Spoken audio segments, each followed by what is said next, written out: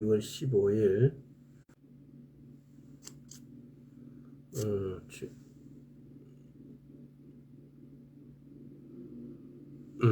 주일 예배를 시작하도록 하겠습니다. 기도하겠습니다.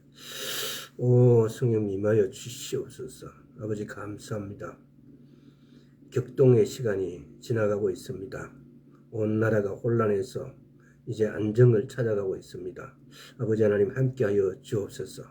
아버지 위정자들에게도 주의 살아계심을 알게 하여 주옵시고 고도심도 또한 알게 하셔서 그들이 우리 아버지 하나님을 보고 보호자의 기초를 삼을 수 있도록 주의 은혜 베풀어 주옵소서. 감사드렸고 예수 그리스도 이름으로 기도드리옵나이다. 아멘.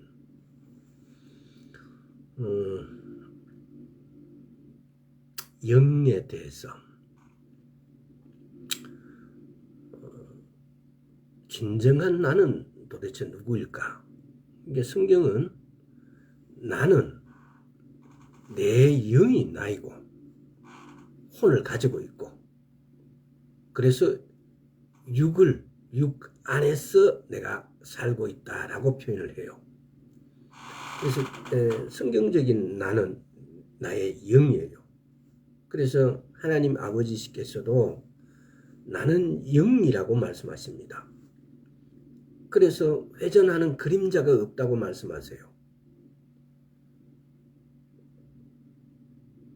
회전하는 그림자가 없다라는 것은 육을 갖고 있지 않다는 겁니다. 우리 육은 가만히 있어도 해시계처럼 태양이 도니까 태양이 비추면 우리 지구가 도니까 태양을 중심으로 해서 그러니까 당연히 그림자가 이렇게 돌아가게 돼 있어요. 그래서 우리 해시계도 그렇게 해서 그 이치로 해서 해시계가 발명이 된 거죠. 그래서 그림자가 회전하는 그림자가 없다는 것은 물질적인 요소를 구성하고 있지 않다는 겁니다. 육이 아니라는 겁니다. 영이라는 겁니다. 이제 물론 그 뜻만 있는 게 아니고 심오한 뜻이 또 포함되어 있지요. 그래서 주님은 말씀은 나는 영이니 영이라고 이렇게 말씀하신 겁니다. 그래서 우리는 크게 교단마다 이 논리가 또는 학자마다 약간은 다소 차이가 있을 수 있으나 그러나 대략적인 것은 영은 세 가지 요소가 있습니다. 양심, 직관, 교통. 지난 시간에 교통에 대해서 한 7, 8가지 정도로 이렇게 말씀을 드렸습니다. 혼은 지정이가 있습니다. 혼은 우리가 추론할 수 있는 능력, 지성, 감성, 의지력이 있으니까요. 생각할 수 있는 거죠. 쉽게 말하면은 육은 시각, 청각, 후각, 미각, 촉각을 가지고 있습니다. 이 5개 기능을 통해서 우리 육의 기능은 활발하게 움직이고 있죠. 근데 영은 그래서 우리가 하나님도 영이시고 하나님은 자기의 형태와 모양대로 우리를 창조하셨습니다. 그래서 하나님이 영이시니 영으로 창조를 하셨다는 겁니다. 영의 존재로. 그래서 우리는 또 이런 게 있죠. 그리고 예수님이 오셔갖고 죽으시고 부활하시고 다시 오실 때 또 죽으시고 부활하시고 예수님이 죽으시고 부활하실 때 우리도 거기에 참여를 하게 된 거예요. 예수님과 함께 죽고 함께 부활하고 그게 우리가 거듭난 존재가 된 거죠. 이 거듭났다, 새로운 피조물이 됐다, 우리가 예수 그리스도를 옷 입었다라는 의미는 우리가 육적인 사단의 자녀에서 영적인 하나님의 자녀가 됐다는 의미예요. 근데 우리는 사실은 이런 사실을 알고 있는데 영적인 하나님 아버지와의 교통, 대화, 교감 이런 거에 대해서 사실은 너무 몰라요. 예수 그리스도를 믿는다는 것은 바로 하나님의 어떠하신 같이 우리도 어떠함으로 살아가는 거예요. 살아내는 거예요. 이제 이것이 크리스찬이라고 말하죠. 그래서 영이신 아버지의 어떠하신 같이 우리도 영적인 존재로 살아내는 것이 크리스찬이에요. 그럼에도 우리는 이 부분에 대해서 너무 연구도 하지 않고 또 이 부분에 대해서 가르치시는 분도 사실 극소수고 그냥 예수를 믿어라 이런 정도의 가르침만이 귀가 아프게 들었는데, 그러나 대부분의 많은 사람들은 내가 예수를 믿고 싶어도 어떻게 믿어야 될지, 어떻게 믿는 것이 정확한 믿음인지, 또 어떤 목사님, 너무나 많은 목사님들이 계시기 때문에, 너무나 많은 교단이 있기 때문에 어떤 교단의 어떤 목사님의 말씀이 정말 믿을만하고 정말 하나님의 말씀과 동일한지에 대해서 이제 헷갈려요. 왜? 전부 다 자기는 하나님의 종이라고 그러고 자기가 가장 하나님으로부터 정확한 말씀을 전한다라고 말을 하니까요. 그래서 이런 부분들에 있어가지고 우리는 그걸 구별하는 데에 우리의 목적이 있는 건 아닙니다. 우리는 영적이라는 거, 내 영이 나라는 거. 그래서 우리는 우리 영을 훈련시키고 우리 영을 개발하고 우리 영을 새롭게 성장해 나가게 하는 것이 크리스찬이에요. 그렇게 해서 장성할 때까지 내가 분량을 자라나는 것이 육이 장성할 때까지 자라나는 게 아니에요. 내 영이 장성하는 분량까지를 자라가게 하는 것인데, 우리는 그 주어를 사실 밝히지 않으니까 내 믿음이 장성할 때까지 자란다라고만 생각하는 게, 이제 사실은 그 내용은 일맥상통하는 점이 있죠. 그렇지만 정확하게는 내 영이 장성하는 만큼 자라는 거예요. 그래서 오늘은 영을 훈련시키는 것도 아주 오래전에 한번 다뤘던 건데, 케네시 해긴 목사님의 책에서. 그래서 그것도 한번 다뤄보면서 우리가 영에 대해서 조금 더 한 발짝씩 나아가 보기로 하겠습니다. 사람은 영이며 혼을 가지고 있습니다. 혼은 추론할 수 있는 능력으로 구성되어 있습니다. 추론할 수 있는 능력으로. 혼은 지정의로 구성되어 있습니다. 사람은 물리적 육체 안에 살고 있습니다. 물리적 육체는 오감을 소유했고 이 오감은 뇌의 교육자들이며 선생들입니다. 우리의 생각, 뇌라는 것은 우리의 생각을 말하는 거죠. 심령에 숨은 사람, 마음에 숨은 사람, 속사람, 셋사람, 내세 자아. 우리는 예수를 믿는데 이걸 그렇게 구분하지 않고 너무나 많은, 쉽게 말하면은 내 영에 대해서 고민하지 않고 신앙생활을 하고 있다는 겁니다. 그래서 내 영이 무엇을 좋아하는지, 내 영이 자라기 위해서는 무엇을 먹어야 되는지, 내 영의 갈망은 뭔지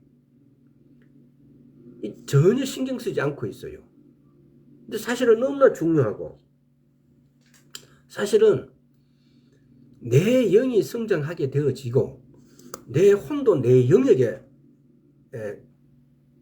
우리가 보면은 영혼 육을 갖다가 2분법으로 나누기도 하고 3분법으로도 나누기도 합니다. 그러나 성경에는 영혼이 많이 나와요.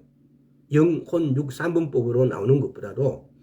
그래서 영혼 육 이렇게 구분되어 있는 것이 2분법으로 많이 성경에 이렇게 표현되어 있죠. 그런데 중요한 것은 뭡니까? 내가 육으로 겉사람으로 살아내는 것이 아니고 내가 말씀을 먹고 마심을 통해서 내가 속사람으로, 내 속사람, 내 영이, 내 자아가 성숙하게 만드는 겁니다. 자아라고 했을 때 이 자아만은 세상적인 어떤 이런 부분으로 생각한다면은 자아가 영이다라고 표현하는 것도 맞기도 하지만 틀릴 수도 있습니다. 왜냐하면은 우리가 양심이라는 것을 표현할 때도 그렇지 않습니까? 누구나 양심이 있어요. 근데 예수 그리스도를 믿는 양심과 부처를 믿는 양심은 전혀 판이하게 틀리는 거예요. 그 출처가 근본이 전혀 다른 의미죠. 그래서 이런 부분에 대해서 자아도 분명히 예수 그리스도를 믿는 자, 내가 거듭난 자라고 못 박을 필요는 있을 것 같습니다. 그래서 우리 속사람, 자아는 영적인 죽음, 즉 대적의 본성을 지니고 태어났습니다. 그래서 우리가 거듭남으로 통해서 새 자아는 사랑이신 아버지 하나님의 본성을 지니고 태어나게 됩니다. 아버지 하나님은 사랑이라고 말씀하십니다. 가장 대표적으로. 그래서 우리 새 자아, 우리가 거듭남을 통해서 우리는 사랑을 이라는 본성을 지니고 태어나게 되어진다는 겁니다. 근데 우리는 대부분이 이걸 명확하게 확인하고 내가 그렇다라는 의식을 갖고 있지 않고 살아가고 있는 거죠. 애자는 마귀, 대적하고 사귐이 있었지만은 새로운 피조물은 아버지와 사귐이 있습니다. 그러니까 우리는 이렇게 선명하게 구분할 필요가 있다는 거죠. 애자와 새자, 옛사람과 새사람, 속사람과 겉사람. 또 우리가 거듭났다라고 이렇게 표현할 때 애자는 사탄의 자아를 가지고 우리가 태어난 거예요. 그러나 우리가 거듭난 순간 우리는 아버지 하나님의 사랑을 근본으로 하는 것으로 자아를 내 사랑으로 근본으로 하는 것으로 태어났다는 겁니다. 새롭게 태어나게 된 거죠. 새사람이 되어진 거죠. 그래서 옛사람과 새사람의 출처에 있어 갖고도 근본이 차이가 난다는 거예요. 옛사람은 사단의 본성으로, 새사람은 하나님을 본성으로, 하나님의 사랑을 본성으로 해서, 그래서 이렇게 선명하게 구분할 필요가 있다는 겁니다. 사람의 타락 이후 그리스도께서 오시기 전 그 누구도 염소들과 황소들의 속죄의 피 없이는 하나님께 나아갈 수가 없었습니다. 이 말은 과거에 히브리인들이 제사질 때 속죄제를 지내지 않고는 1년에 한 번 대속죄일에 대제사장이 7월 10일 날, 그러니까 히브리력으로 7월 1일이 나팔절이고 7월 10일이 대속죄일이고 7월 15일이 초막절입니다. 그래서 이 7월 10일 날 양과 염소로 제사 지내서 속죄의식을 하게 됩니다. 그래서 1년 동안에 지은 죄를 속죄를 하는 거죠. 쉽게 말하면은. 그래서 이 속죄의식을 해야만이 아버지 앞에 나아갈 수 있어요. 근데 오늘날 우리는 예수 그리스도께서 단번에 죽으심으로 단번에 모든 이 핏값을 처리해버린 거예요. 그래서 누구든지 아버지 앞에 나아갈 수가 있습니다. 누구든지 예수 그리스도 이름으로 아버지 앞에 나아갈 수가 있다는 거죠. 그래서 우리는 지난 14시간 동안을 예수 그리스도 이름에 대해서 이렇게 나누었습니다. 예수 그리스도 이름이 얼마나 우리에게 소중하고 아버지 하나님께서 우리에게 주신 가장 큰 선물이 예수 그리스도 이름이에요. 이 어마어마한 선물을 우리는 받고도 이걸 귀한 줄 모르고 이걸 어떻게 써야 될지 어떻게 사용해야 될지를 모르고 있다는 겁니다. 그래서 우리가 이 말씀을 전하는 이 기회를 통해서 예수 그리스도 이름이 우리에게 있다는 거, 예수 그리스도 이름이 나에게 있다는 거, 쫄 필요도 없고 겁낼 필요도 없어요. 예수 그리스도 이름이면 못할 일이 없어요. 그래서 아버지께서 우리에게 주신 이 예수 그리스도 이름을 온전히 나의 것으로 만드는 것이 소중해요. 그 이름으로 내가 기도했을 때, 그 기도가 이루어졌을 때 요한복음 14장에서는 아버지 하나님께서는 영광을 받으신다 그러고 16장에서는 우리에게도 충만한 기쁨을 주신다고 그랬어요. 주신 분도 모든 것은 아버지 하나님께서 주셔놓고, 그러니까 우리가 그 이름으로 기도했는데 아버지께서는 영광을 받으시고 또 우리에게도 기쁨을 주신다 그래요. 우리 세상적 이치로는 이런 게 불가해요. 아버지께서 주시고 아버지께서 영광 받으시고 또 우리에게도 기쁨을 주시고,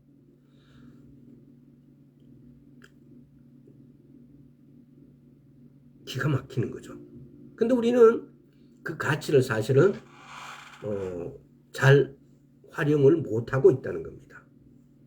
자, 이야기하다 글로 가버렸는데, 그러니까 이 과거에는 이 속죄의 피 없으면은 아버지 하나님 앞에 나아갈 수 있는 방법이 없었어요.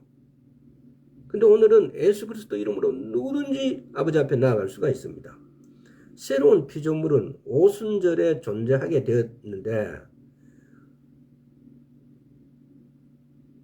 마치 죄라는 것이 존재한 적이 없었던 것처럼 아버지 앞에 설 수 있었습니다. 오순절날을 우리가 기념하는 이유 중에 하나는 바로 오순절날에 우리가 새롭게 되어진 시작이라는 거예요. 오순절을 기념하는 이유는 우리가 그때 새로운 피조물이 되었다는 거예요. 그러므로 이제 그리스도 예수 안에 있는 자에게는 결코 정죄함이 없다고 합니다. 로마서 8장을 한번 보겠습니다. 그러니까 성경에는 이런 말씀들로 가득 차 있는데 우리는 이 말씀들을 깊은 의미, 본질적인 의미를 늘 놓치고 산다는 겁니다. 자, 그러므로 이제 그리스도 예수 안에 있는 자에게는 결코 정죄함이 없나니, 왜 결코 정죄함이 없을까요? 예수 그리스도 안에 있는 자들에게는. 예수님께서 십자가에서 우리의 과거의 죄와 오늘 현재의 죄와 미래의 죄를 다 받으셨기 때문에요. 그래서 예수 그리스도 안에 있는 자에게는 결코 정죄함이 없다고 그래요. 우리가 또 예수 그리스도 안에 이러니까 이거는 몇 번 제가 말씀을 드린 적이 있는 것 같은데요. 요한 1서에 보면요, 안에 있다. 우리가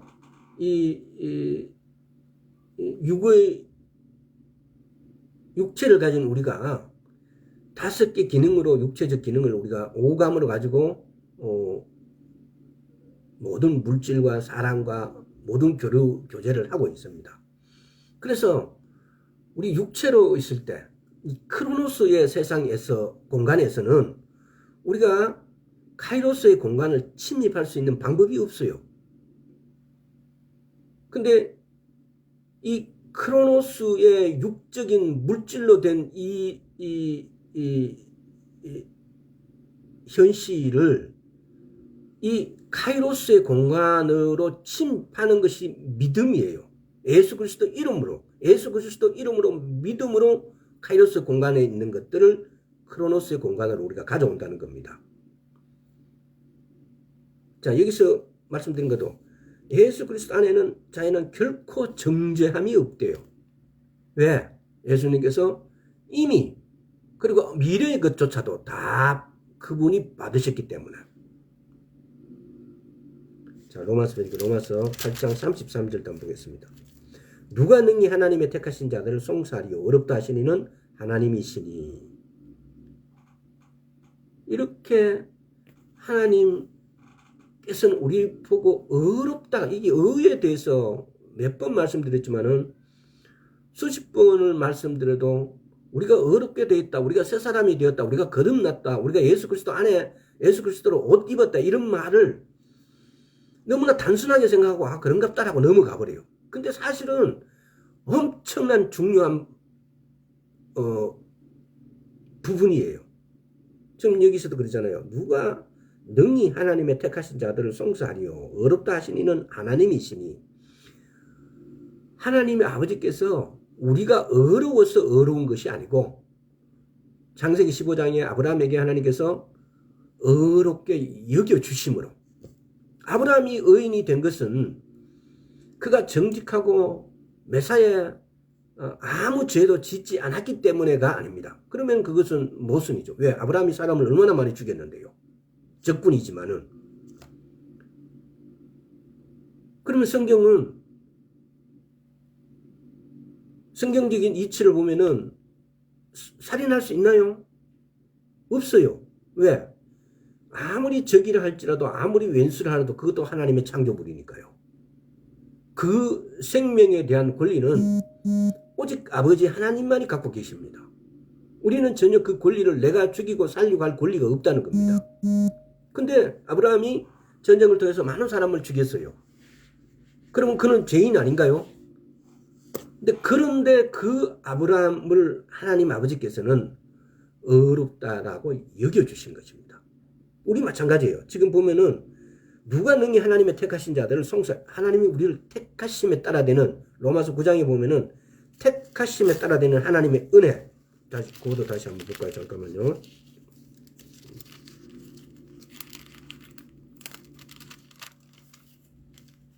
자, 책이 다 달라서 그래요. 자, 9장 11절 보세요. 그 자식들이 아직 나지도 아니하고 무슨 쓰리나 악을 행하지 아니한 때에 택하심을 따라 되는 하나님의 뜻이 행위로 말미암지 않고 오직 부르시는 이에게로 말미암아 쓰게 하려 하사. 택하신 이의 뜻에 따라서 우리가 어렵지 못한데 어렵게 여겨주심을 인해서 우리가 어려운 사람이 된 거예요. 우리가 하나님의 의가 됐다는 거예요. 의라는 것은 하나님 앞에 나아갈 수 있는 자격이에요. 어렵지 못하는 누구도 하나님 앞에 나아갈 수가 없어요. 우리가 사전에 나오는 의라는 뜻으로 해석하지 마시고, 성경에 나오는 의라는 것은 뭐냐? 내가 하나님 앞에 나아갈 수 있는 자격증이에요. 내가 어려워야만이 하나님 앞에 나아갈 수가 있어요. 그래서 이 하나님 앞에 의로, 조금 전에 제가 말씀드렸잖아요. 요한복음 14장과 요한복음 16장에서 우리가 예수 그리스도 이름으로 기도한 것이 이루어질 때 하나님 아버지께서 영광을 받으시고, 그러고 난 다음에 우리에게도 기쁨이 충만하게 해주신다 그래요.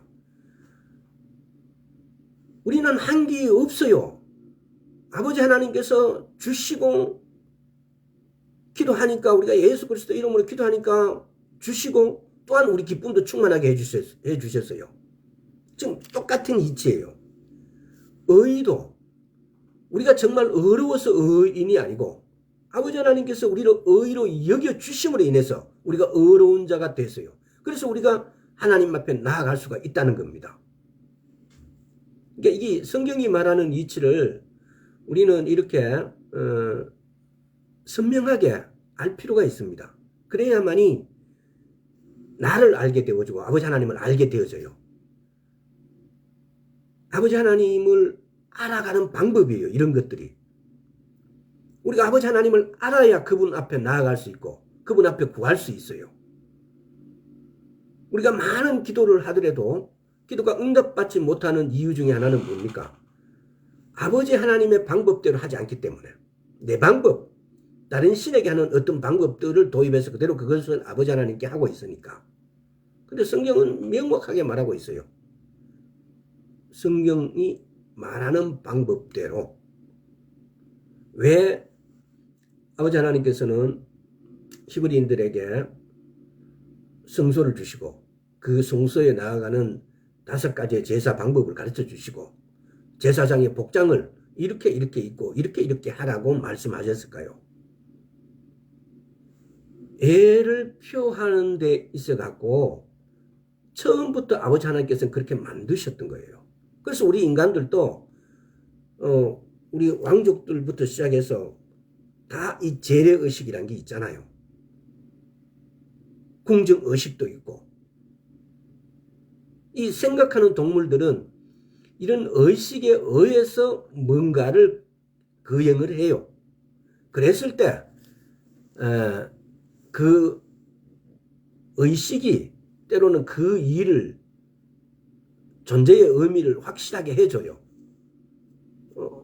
내가 마라톤을 세계에서 제일 잘해서 금메달을 땄는데 최고 1등인데 근데 그 금메달을 시상식에서 그 금메달이란 걸 목에 이렇게 받고 또 모든 사람이 만인들이 보는 데서 TV로 또는 그 현장에서 보는 사람들 앞에서 당신이 금메달리스트라고 인정해주는 이런 의식이 없다면은 그 금메달이 무슨 가치가 있고 금메달을 따야 될 이유도 없는 거죠. 마찬가지로 하면 좀 그렇습니다만은 원래 아버지 하나님께서도 이렇게 의식을 통해서 하나님께 다가가는 예를 만들어 놓으신 거예요. 제사 방법을 만들어 놓으시고 또 지금 오늘에서 마찬가지로 어렵다 여기시고 택하심을 따라되는 하나님의 뜻도 명확하게 기록해 놨던 거죠. 하나님은 사람에게 자신의 본성을 주시어 새로운 피조물이 되도록 하십니다. 우리가 거듭남으로써 하나님의 본성인 사랑으로 우리가 거듭나게 되어진 거예요.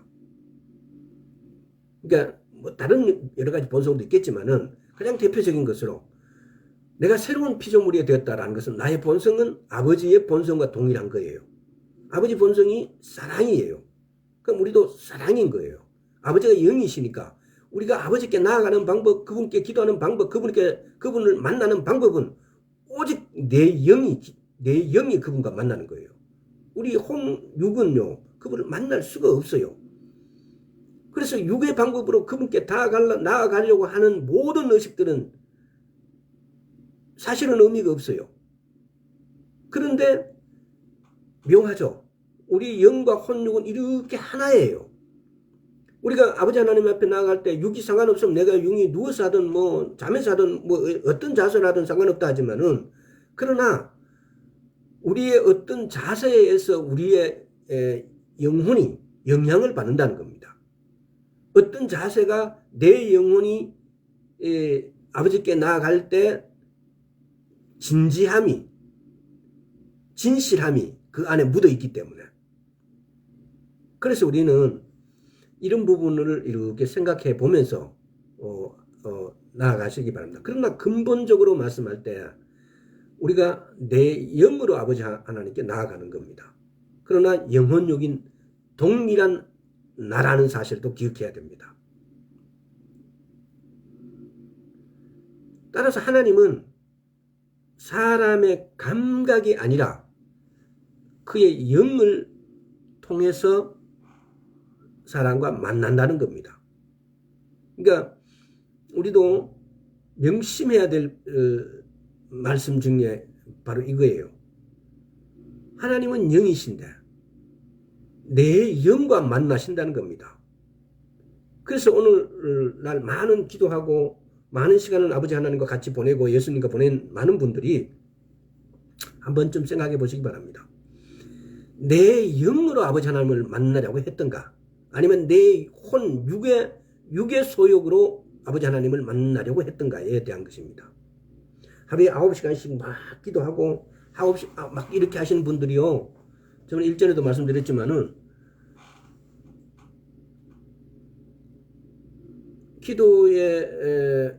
기도로 그 교회가 부흥한 인천에 얻은 교회였어요.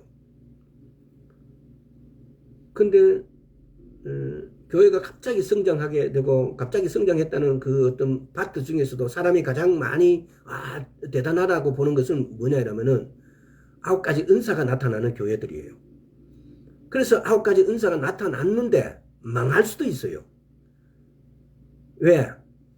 영을 소홀하기 때문에 하나님의 말씀을 소홀하기 때문에 육이 그러니까 이 은사는 때로는 육을 부흥시켜버려요. 가장 먼저.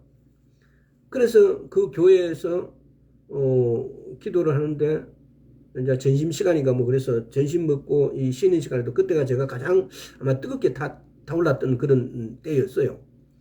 근데 다른 사람들은 다 밥 먹고 이제 예배당 안에서 기도를 하러 갔는데 한 분 뭐 권사님쯤 돼 보이는 분이 기도를 하고 있더라고요. 그래서 저도 작은 소리로 이렇게 기도했는데 그걸 또 그 권사님은 장로님이 그 목사님의 정이에요.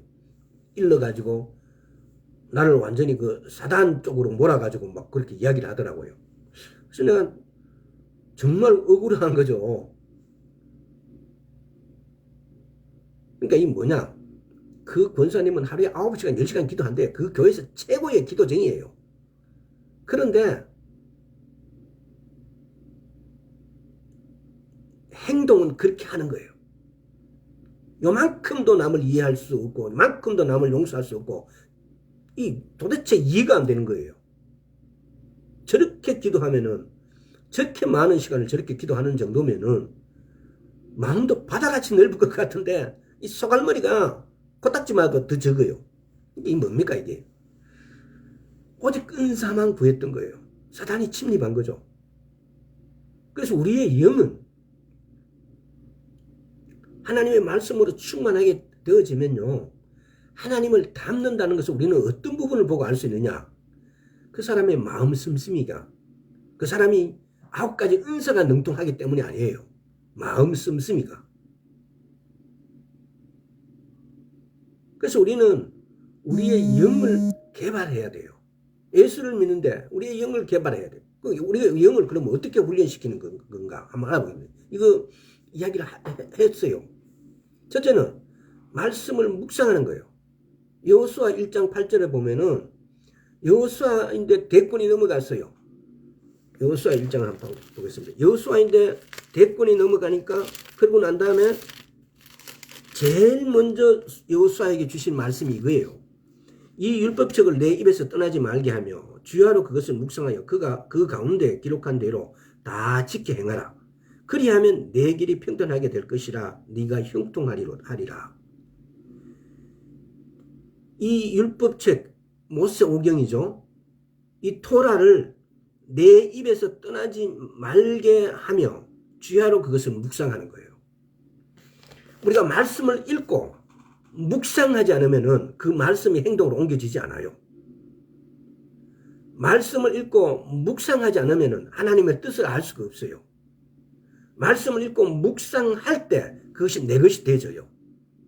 말씀을 읽고 묵상할 때 그 말씀이 내 영 안으로 들어오게 돼 있어요. 내 영이 성장하게 되어져요.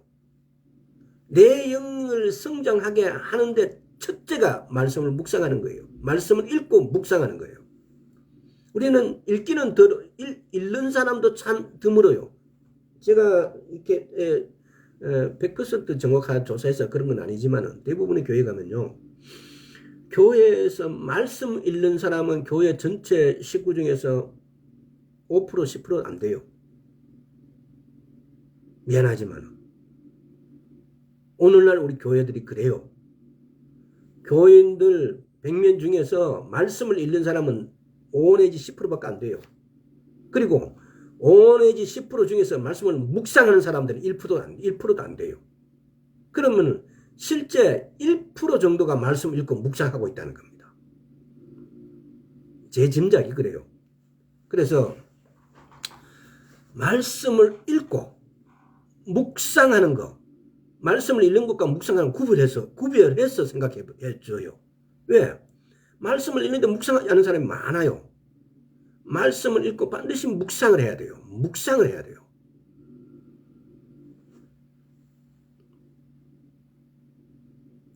왜?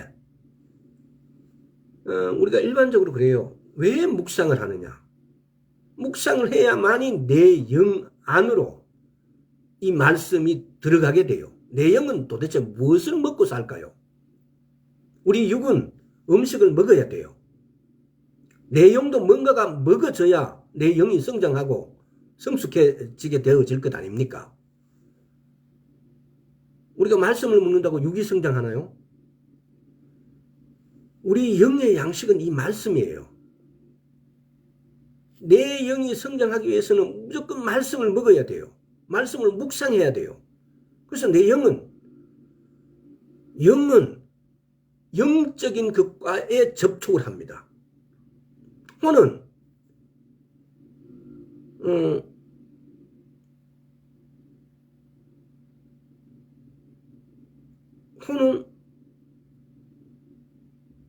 추론할 수 있는 능력을 정신적인 것들하고 접촉을 하죠. 내 육은 물질적인 것들하고 접촉을 합니다. 그럼 내 영은 영적인 것들과 접촉을 하게 되어 있습니다. 그래서 우리는 언젠가 지난 시간 한번 다뤘죠. 카이로스의 공간과 크로노스의 공간으로. 영적인 것은 이 카이로스의 공간.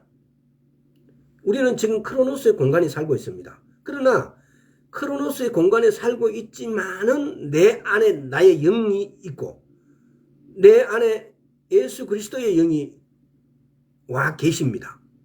근데 이걸 실제적으로는 예수 그리스도 영 안에 내 영이 들어가 있는 거죠. 이 관계도 확실하게 알고 있어야 돼요. 내 영 안에 성령님이 들어오신 게 아니고 들어오셨죠. 그러나 그 실상은 성령님 안에 내 영이 들어가 있는 거예요. 그러니까 이것을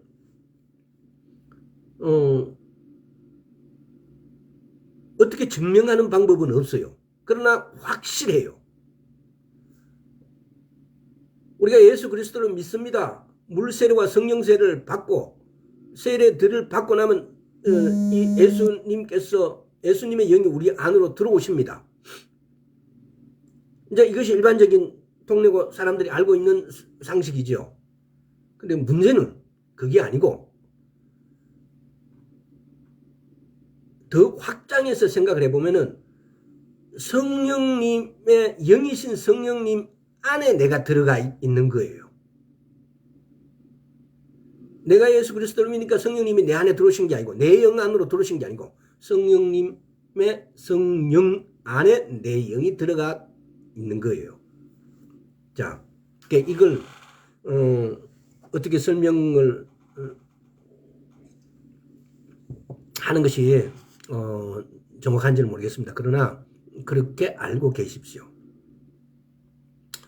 자, 그럼 여기에 관련되어 있는 말씀들을 한번 쭉 이렇게 한번 찾아보겠습니다. 고전 2장 14절 육에 속한 사람은 하나님의 성령의 일을 받지 아니하나니 저에게는 미련하게 보이며 또 깨닫지 못하나니 이런 일은 영적으로야 분별함이니라. 15절에 보면 신령한 자는 모든 것을 판단하나 자기는 아무에게도 판단을 받지 않으느니라. 누가 주의 마음을 알아서 주를 가르치겠느냐. 그러나 우리가 그리스도의 마음을 가졌느니라. 이게 또 한번 봅니다. 에스겔서 11장을 한번 보겠습니다.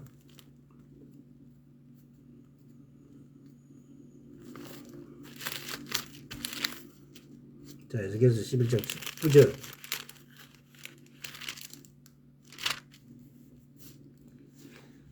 내가 그들에게 일치한 마음을 주고 그 속에 새 신을 주며 그 몸에서 굳은 마음을 자고 부드러운 마음을 주어서 내가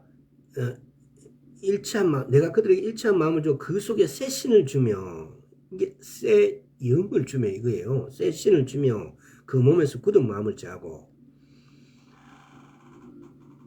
이 말은 우리가 새로운 피조물이 되었다는 거예요. 에스겔이 이렇게 말씀을 받을 때 이때 당시에는 사람 안으로 예수님께서 들어가지 않으셨어요. 구약시대죠. 근데 예수님께서 십자가에서 죽으심으로 우리 안으로 들어오신 거예요. 그래서 그분과 함께 우리는 죽고 부활하고 동일시 되어진 거예요. 우리가 그분하고. 그분은 모든 고통을 감내하고 죽음을 감내하고 피를 흘리시고 이 일을 치르셨지만은 우리는 믿음으로 그분과 그분의 고통에 또는 그분의 죽음에 동참한 거예요. 얼마나 감사합니까? 이런 은혜를 베풀어 주신 거예요. 우리가 예를 들어서 아버지 하나님께서 우리에게 은혜를 베풀어 주셨다라고 하는데, 은혜는 일전에 제가 한번 말씀드린 적이 있죠. 내가 도저히 받을 수 없는 것을 받는 것이 은혜예요. 자비는 내가 마땅히 받아야 될 것을 면해 주는 것. 은혜는 내가 도저히 받을 수 없는 걸 내가 받는 것이 은혜예요. 예수님께서 십자가에 못 박히시고 죽으시고 우리는 거기 동참한 거예요. 은혜를 베풀어 주신 거예요. 우리는 우리 죄로 인해서 모든 사람이 죽어야 돼요. 로마서 1장에 보면은 수근수근 거리는 것도 죽을 죄에 속해요. 우리 수근수근 거려보지 않는 사람이 있어요. 특히 여성분들 3, 4, 5 모이면은 수근수근 하잖아요. 그러면 맨날 좋은 말만 하고 칭찬만 합니까? 자기하고 가장 가까운 남편 욕은 해도 뭐 죄가 안 됩니까? 자기 남편 욕 안 해본, 글쎄요, 그런 여성이 있는지는 모르겠어요. 죽일 놈, 살릴 놈, 뭐, 이렇게 하다가 또 사랑하고 살잖아요. 근데 그것이 우리에게는 죄가 되지 않지만 영적으로는 그것이 다 죽을 죄예요.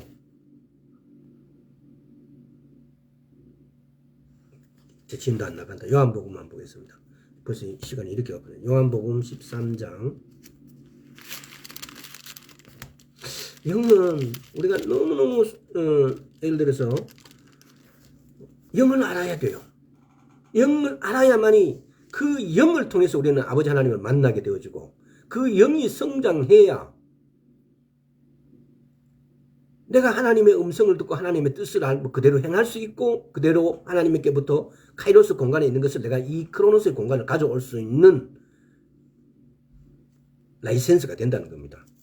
35절과 36절. 너희가 서로 사랑하면 이로써 모든 사람이 너희에게 내 제자인 줄 알리라. 시몬 베드로가 가는데 주여 어디로 가시니까? 예수께서 대답하시되 나의 가는 곳은 내가 지금은 따라올 수 없으나 후에는 따라오리라. 34절. 새 계명을 주노니 서로 사랑하라. 내가 너희를 사랑한 것 같이 너희도 서로 사랑하라. 사랑하는 거. 에스겔서 36장도 한번 보겠습니다. 쭉 찾아보고 나중에 묵상하고 이걸 왜 제가 이 구절들을 불러주시는가를 여러분들 아시고 묵상만 해보면 금방 알 수가 있습니다. 36장 26절 27절.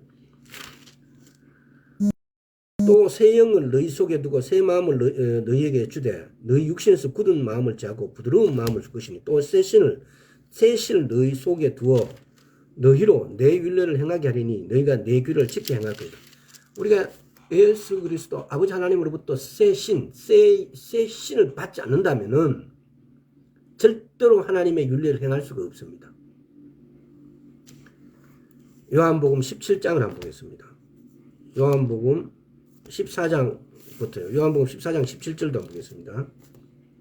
저는 진리의 영이라 세상은 능히 저희를 받지 못하나니 이는 저를 보지도 못하고 알지도 못함이라. 그러나 너희는 저를 아나니 저는 너희와 함께 거하시며 또 너희 속에 계시겠습니다. 진리의 영이신 성령님이 우리 속에 계신다고요. 요한복음 17장을 보겠습니다. 17장 22절. 내게 주신 영광을 내가 저희에게 주었사오니 이는 우리가 하나 된 것 같이 저희도 하나가 되어 하려 함이니이다.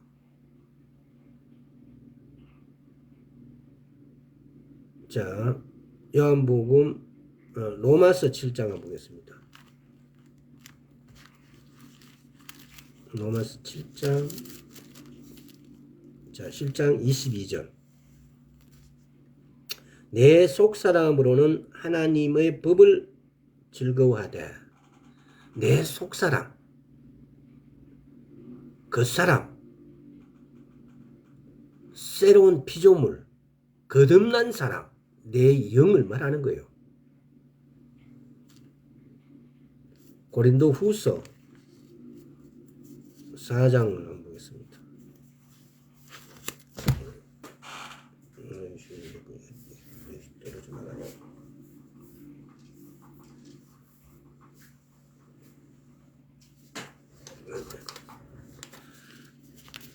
고린도후서 4장 16절. 고린도후서 4장 16절. 그러므로 우리가 낙심하지 아니하노니 그 사람은 후패하나 우리의 속 사람은 날로 새롭도다. 어떻게 할 때요? 우리가 말씀을 계속 먹음으로써 그 위 아래 구절을 쭉 이렇게 읽어보세요. 그러면은 우리 속 사람이 날로 새로워질 수 있는 영양소를 공급을 해야 돼요. 에베소서 3장 16절. 그 영광의 풍성을 따라 그의 성령으로 말미암아 너희 속 사람의 능력을 강건하게 하옵시며 너희 속 사람을 능력으로 강건하게 하옵시며. 우리 죄의식, 신 컨셔스니스, 죄의식은 속 사람으로부터 옵니다. 우리가 어떤 죄를 지었다든가 우리가 어떤 일을 이렇게 했을 때 양심의 가책을 받잖아요. 죄의식도 마찬가지입니다. 이 양심, 우리 영의 세 가지 요소가 양심, 직관, 교통입니다. 그래서 교통은 지난 시간에 8가지로 제가 말씀드렸습니다. 그래서 이런 것들의 영향이 오는 것은 바로 내 영에서, 죄의식이 오는 것은 내 영에서 영의 음성이에요. 나는 내 영이 나이고 혼을 가지고 있고 육 안에 거하고 있습니다. 이것이 나에 대한 정의예요.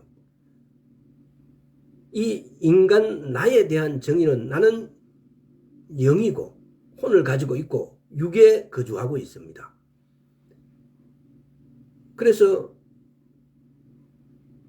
죄의식을 느끼는 것, 양심이 아파오는 것, 양심에서 뭐라고 이렇게 내가 이 감각을 통해서 이렇게 전해지는 것은 내 영의 음성이라 이 말입니다. 그래서 우리는 내 영의 음성에 순종할 줄 알아야 돼요. 이 훈련이 곧 내가 아버지 하나님을 믿고 아버지 하나님께 나아가는 훈련이에요. 그래서 이 훈련이 돼서 내가 즉시 순종할 때 내 영이 성장하게 되어진다는 겁니다. 그래서 전제는 제가 시초에 말씀드렸죠. 예수 그리스도를 믿는 믿음의 영. 그래서 말씀을 나누다가 또 자꾸 다른 길로 갔는데 영을 훈련하는 방법이 중요합니다. 첫째는 말씀을 묵상하는 거. 말씀을 읽고 묵상하는 거. 여호수아도 여호수아 1장 8절에서 항상 그 말씀을 쉽게 말하면 옆에다 두고 읽고 묵상하라고 말씀하셨어요. 두 번째는 말씀을 실천하라요. 야고보서 1장 22절 한번 가보겠습니다. 말씀을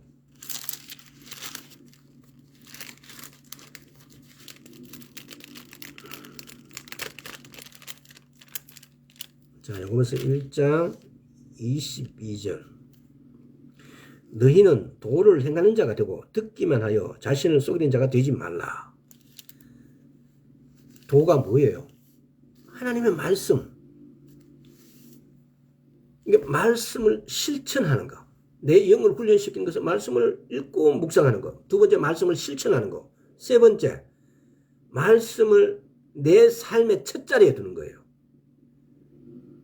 잠언 4장을 한번 보겠습니다.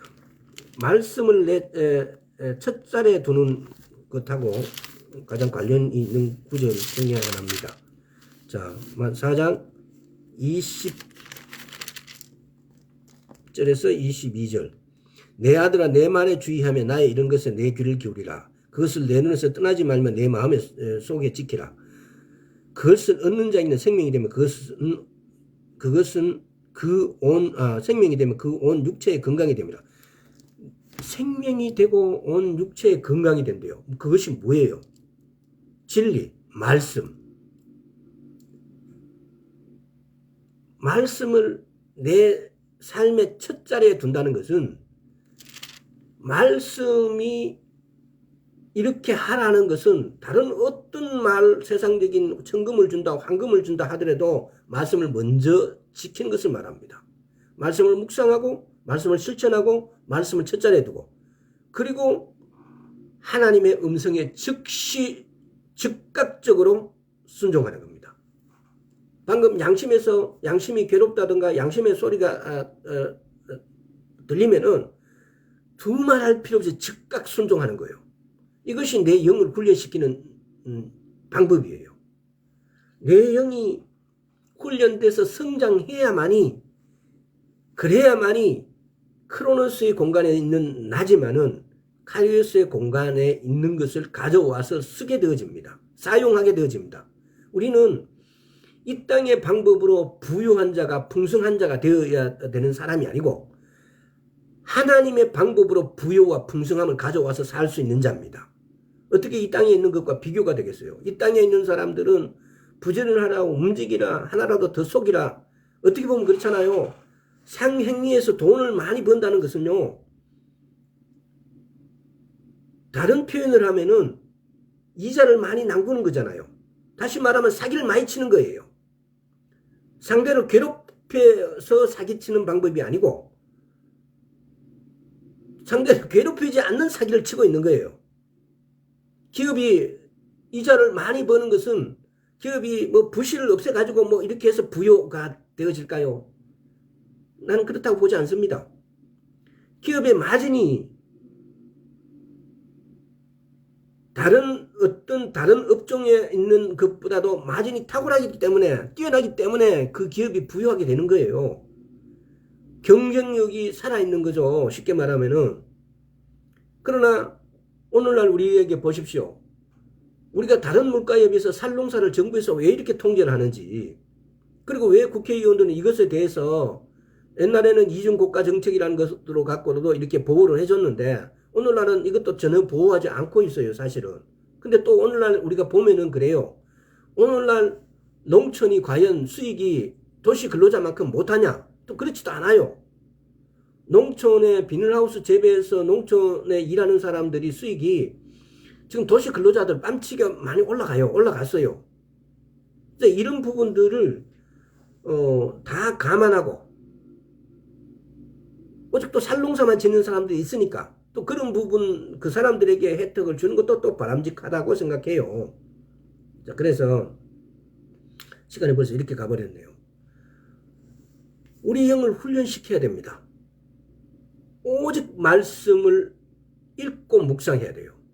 그리고 말씀을 지켜야 돼요. 말씀을 내 모든 것보다도 첫 자리에 올려둬야 됩니다. 그리고 하나님의 음성을 듣는 순간 즉시 즉각 시행해야 돼요. 순종해야 돼요. 이것이 내 영이 훈련되어지고 성장하는 비결이에요.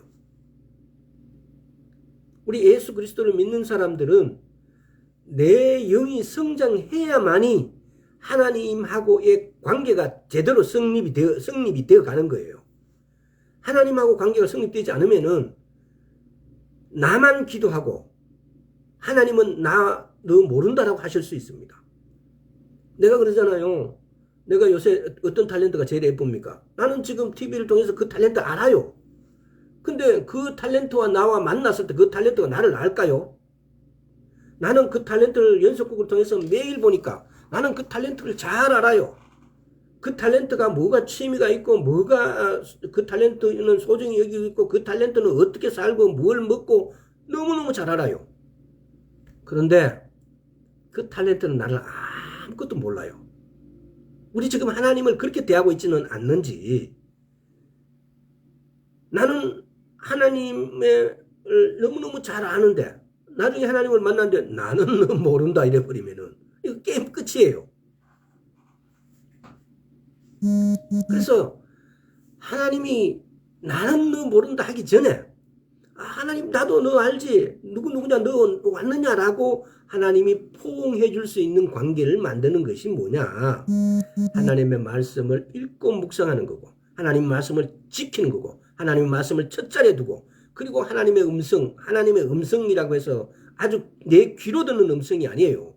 내 양심, 우리 내 영으로 통해서 하나님은 말씀하신다 이 말입니다. 하나님은 말씀으로 말씀하시는 것이 1차원이고 그리고 하나님은 내게 내 영을 통해서 말씀하십니다. 하나님이 내 영을 통해서 말씀하십니다. 내 영을 통해서 말씀으로 말씀하시는 겁니다. 이걸 모르기 때문에 여기에 대해서 신경을 쓰지 않기 때문에 하나님의 음성을 다들 못 듣고 있다고 생각하는 거예요. 내 양심이 고동을 치고 내 양심이 쇠방망이를 치는 것 같이 아파도 이것이 하나님의 음성인 줄 모르고 있는 거죠. 그렇지 않니? 왜? 내 영이 하는 것이 이것이 하나님의 음성이라고 3분도 생각해 보지 않았으니까요.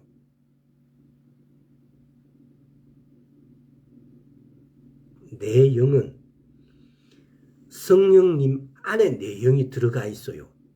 그래서 내 영에게서 전달되어지는 것은 곧 하나님이 성령님이 내게 하는 음성이에요. 그래서 우리가 영의 요소가 양심과 직관과 교통이 있다라고. 그래서 이 구성 세 가지 구성 요소 물론 더 있을 수 있어요. 이 구성 요소를 아는 것은 굉장히 소중합니다. 그래야만이 이것을 통해서 우리는 알 수 있는 거죠. 아, 이것은 하나님의 음성이구나 라고요. 그렇게 들었을 때 우리는 즉시 즉각 순종해야 된다는 겁니다. 오늘은 다른 거는 몰라도 직관, 인튜이션, 영어로는 인튜이션을 그러죠. 이너 보이스, 내적 음성, 이너 가이던스, 내적 인도. 영어 표현은 그렇게 되어 있죠. 그래서 이것을 아는 것이 뭡니까? 내가 내적 인도나 내적 음성이나 직감을 통해서 이것이 바로 양심에서 내 말씀하고 있는 거고, 그래서 우리는 이 양심 없는 사람이 있어요. 다 깨닫잖아요. 둔감하고 예민하고는 다소 차이는 있을 수 있지만은 누구나 양심이 있지 않습니까? 그럼 그 양심에서 내가 느끼는 것이 이것이 곧 하나님의 음성이라는 사실, 이것이 곧 성령님이 내 안에서 내게 주시는 신호라는 사실, 내게 말씀하고 있다는 사실을 아는 것입니다. 오늘 여기까지 하도록 하겠습니다. 아버지 하나님 감사드립니다. 우리가 예수를 믿는다, 예수님을 안다 라고 말하면서도 내 양심, 내 영 안에서 성령님이 내게 주시는 모든 것들을 거부하고 그 음성에 귀 기울이지 않고 그 음성에 즉각 순종하지 못한 거 주여 용서하여 주옵소서. 이 시간 이후로는 우리 양심에서 어떤 신호라도 우리가 제일 첫 자리에 둬서 즉각 순종할 수 있도록 주여 우리가 다짐하오니 주여 은혜 베풀어 주옵소서. 감사드릴 우리 주 예수 그리스도 이름으로 기도드리옵나이다. 아멘. 감사합니다.